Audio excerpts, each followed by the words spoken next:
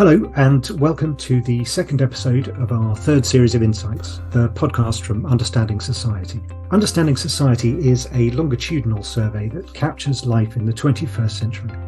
Every year we ask each member of thousands of the same households across the UK about different aspects of their life. Each episode of Insights explores how our data has been used in a key area. We look at what we found and what we can learn from it. I'm Chris Coates, your host for this episode, where we'll be looking at climate change. What can the data tell us about how we think about it? And where next for government policy? Here to discuss this with me are Ting Liu, a social statistics PhD student at the University of Manchester, who is investigating attitudes towards climate change risk and carbon emissions, and Helena Bennett, head of climate policy at the Green Alliance think tank. So, Ting, if I can start with you, you've been looking at our attitudes to the risk represented by climate change. Can you tell us a bit about that and how you've approached it? Yeah, Understanding Society asked about climate change in wave 4, which means 2012 to 2014, and again in wave 10 from 2018 to 2020. To really get a feel for how people view the risk of climate change, I look at their answers to a bunch of questions. These questions were about how they see the future for climate change, what they think about its trends and consequences, and whether they believe we are facing a climate change crisis. Essentially, we want to know what people thought about statements like climate change is beyond control, it's too late to do anything about it, the so-called crisis has been exaggerated, and we will soon experience a major environmental disaster. By asking these questions, we could paint a picture of the range of views people held and how those perspectives shift between the two time points. And I think you've seen patterns in how our attitudes have changed across the 2010s. Is that right? Yeah. I've seen three main types of attitudes: skeptical, concerned, and paradoxical. The skeptical group largely dismisses the severity of climate change and questions the need for immediate action. Those in the concerned category express anxiety about the risk of climate change and advocate for measures to mitigate it. The paradoxical group, however, is a bit tricky. They recognize the reality of climate change, but often feel powerless to effect change. Although these groups stay pretty much the same over time, people's personal views shift a lot. More people moved from skeptical and paradox groups to the concerned group. At the start of the 2010s, the paradoxical group was the largest, and even by the end of the decade, they were still about 40% of the people. However, the skeptical group was always the smallest. So people are moving from skeptical and paradoxical towards concern to some extent, at least. Yes, it is. So we see a temporal stability in the transition metrics, but we do see people moved from the paradoxical group and the skeptic group to the concerned group. So because of that, the concerned group was the largest group at the end of the decade. And can we say if there are any characteristics that make people more likely to be in one group than another? So I found that people's views on climate change vary a lot depending on different social demographics like gender, age, income, education, and even their political views. To take an example, men often show skepticism or ambivalence towards climate change, but women were typically more concerned about climate change. This might be because that women generally thinking more about the future, like what the world will be like for the next generation. And then the younger individuals are more worried about climate change compared to the older ones. The elderly people might prioritize the immediate concerns like their health, or they are more attached to traditional ways of doing things, especially in terms of the climate change policies. When it comes to the income, I found that higher income individuals tend to be less skeptical about climate change. This is possibly because they are seeing climate change concerns as a secondary needs compared to the basic needs. Regarding the education, we say education also plays a role. Those with more in education are more concerned about climate change. This is likely due to a better grasp of science, and then they are more exposure to climate change education.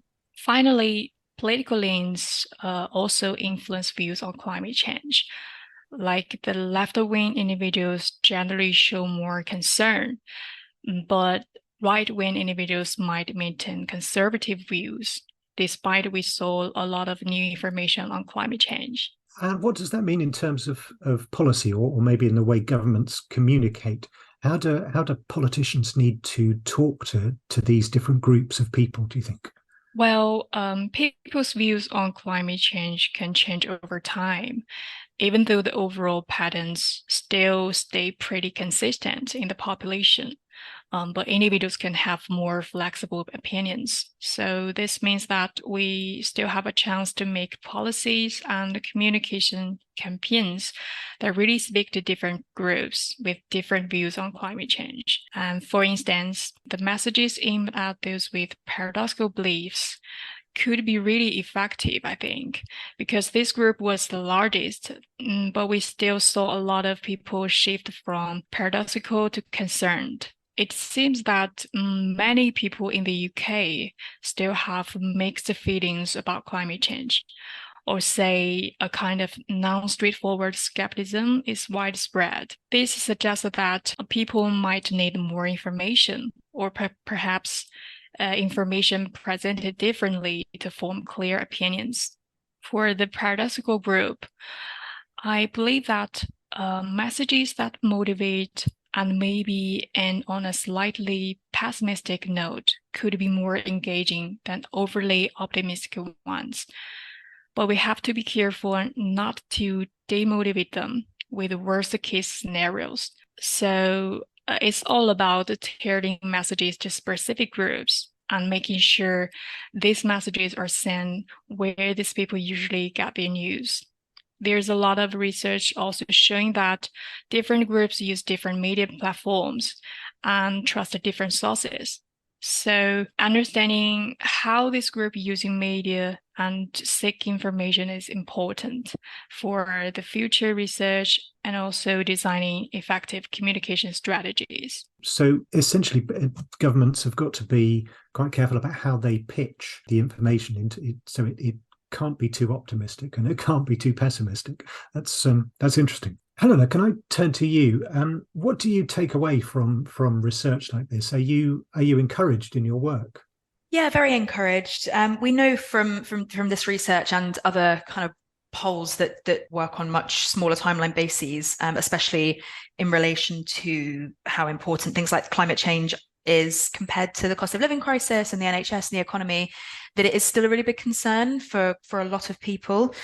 When it comes to creating policies, we at Green Alliance and most other organisations that work in the policy sphere, including the civil service, have to be really careful about, as Ting said, the level at which policies are pitched. There is absolutely a level of buy-in that's required from the public for a policy to be well accepted and liked, maybe isn't the right word, but liked by people before they will get on board with it. I think a really good recent example has been electric vehicles. I mean, electric vehicles have existed for actually quite a long time, for decades, really. They've been being sold in the UK, but it's only recently that we've seen government policy come in, and that's when we now start seeing negative stories in the press and a little bit of pushback from some parts of the public, because perhaps the policy wasn't introduced in a way that was well communicated with the public. And I think this is a good example because the government policy actually is to phase out the sale of new petrol and diesel vehicles by 2030, whereas what we were hearing from social media, from Twitter, and from kind of other bits of research that have been done was that a lot of the public misunderstood the policy and thought that we were having a complete ban on petrol and diesel vehicles by 2030. I'm not saying that's most of the public, but there are little pockets of it where disinformation then spreads, and like Ting says, then you get this kind of paradoxical view of people wanting to act on climate change but not really understanding the policies or the detail of them. So there is absolutely a problem with communication in a lot of these spaces. And I think if the government is able to communicate this stuff more clearly and explain, firstly, why things are happening, why a certain policy is being introduced, but also what the outcomes of it might be, people are much more likely to get on board with it. So you can use research like this in your work by the sound of it. Yeah, it's really helpful for us to guide the kinds of things that we think will be salient with the public and therefore with politicians as well. We often use public polling to make arguments about what kind of measures we think the public would like to see when it comes to talking and engaging with policymakers and politicians. And it's really important to politicians as well to understand public attitude towards certain things. So yeah, this is definitely something useful for us. One of the other things that understanding society can do is researchers can use the data not just to look at attitudes, but also to evaluate policy. So, for example, last year there was a paper that looked at taxing air travel, and the researchers were looking at whether that would disproportionately affect certain groups. Like, for example, migrants might need to fly back to a country of origin to visit friends and family, or people on low and middle incomes who can't afford foreign travel as much as people on higher incomes. Would it affect them disproportionately? And they actually found that a frequent air miles tax based on the number of flights and emissions, it was progressive because it affected richer households more than poorer. And it was less regressive than taxing home energy or petrol, for example. So is that kind of thing useful to you in terms of looking at the detail of a policy? Yeah, absolutely. So I think the tax you're referring to, we often call the frequent flyer levy, which we and others think is a good example of a progressive policy where those who do the polluting activity more, i.e. fly more, end up having to pay more for the damage that the emissions are causing. And yeah, it's interesting to find that actual, practice research on the ground can prove that it will be those flying most that are affected most, rather than people who, when these stories often come up in politics or in the press, you hear that that a person whose family live abroad is going to be penalized more.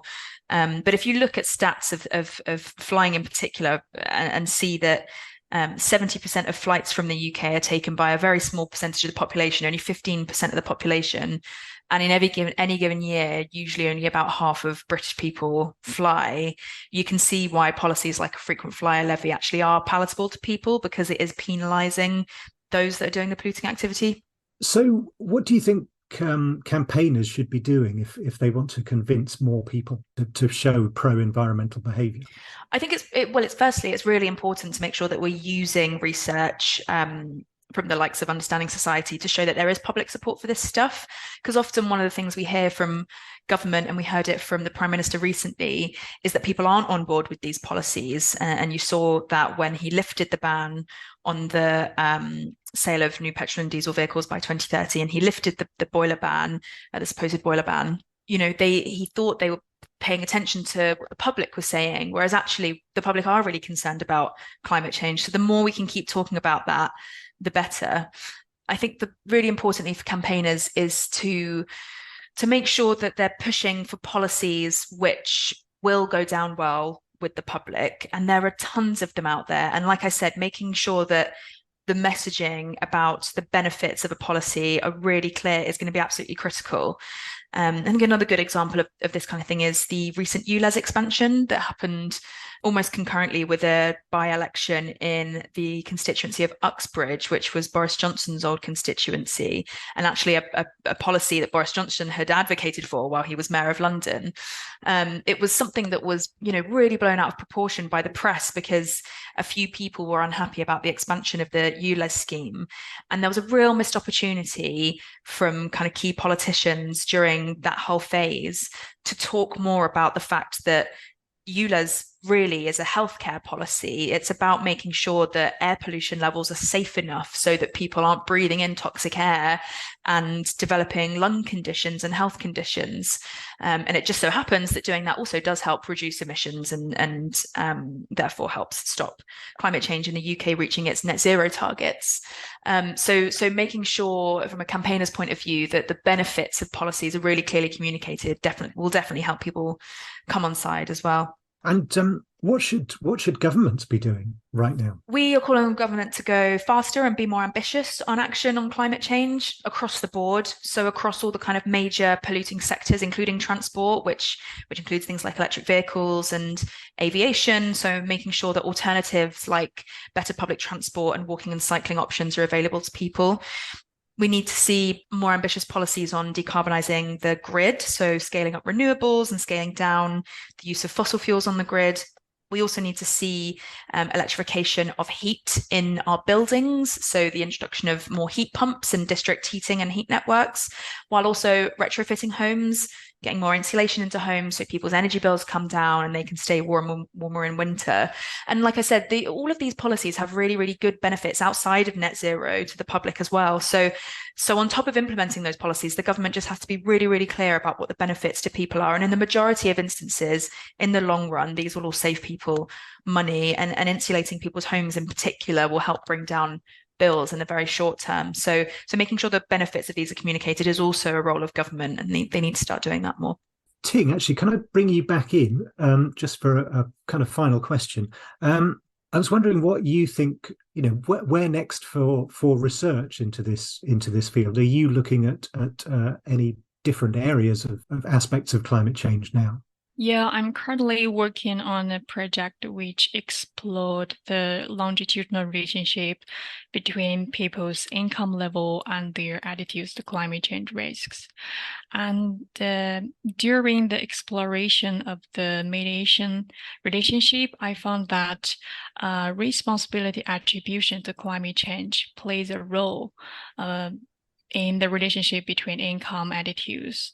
And I found that people who have higher income level may be more likely to contribute their everyday lifestyle to climate change, which means that they will be more concerned about climate change rather than being paradoxical and skeptical.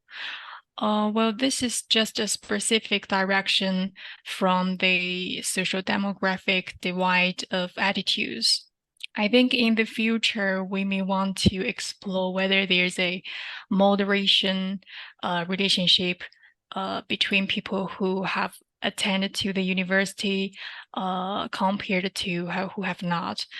And then the longitudinal moderated mediation relationship can be built from a long scale data set, and then maybe the multi-level analysis would be helpful to explore whether people's individual income and their household income level would also contribute to their attitudes to climate change risks.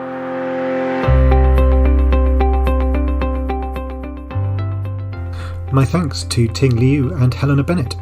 You can find out more about how the data from Understanding Society is changing practice and informing policy by visiting the website understandingsociety.ac.uk and following us on social media. This was a Research Podcasts production. Thank you for listening, and remember to subscribe wherever you receive your podcasts.